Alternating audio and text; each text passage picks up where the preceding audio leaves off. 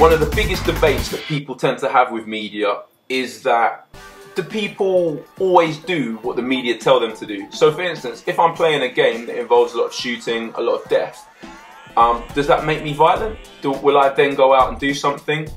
Now basically what we're talking about here is being active or being passive.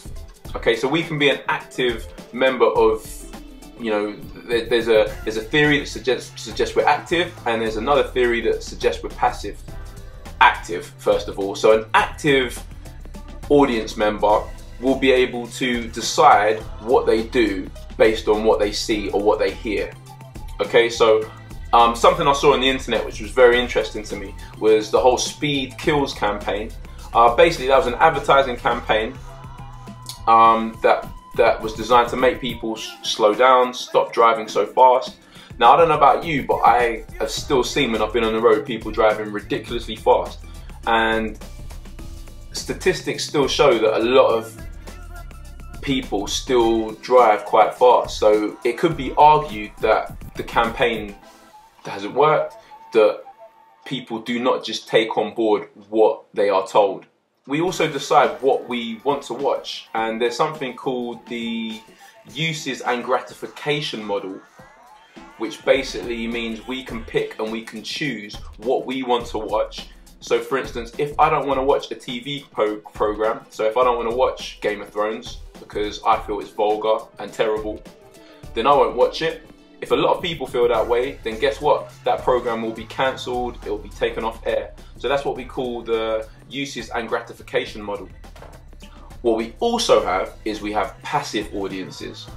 Now, passive audiences basically are told that they just take on board whatever comes at them and they do whatever they are told, essentially, without any question. They just believe that because they've been told by television, because they've been told by media that this happens, then they will do whatever they are told. You might have heard about a political movement back in the late 1930s, 1940s called the Nazis, the Nazi Party. They used this because they worked out that the media has some sort of power over people, and they use something called the hypodermic needle theory, whereby they can inject an idea into people.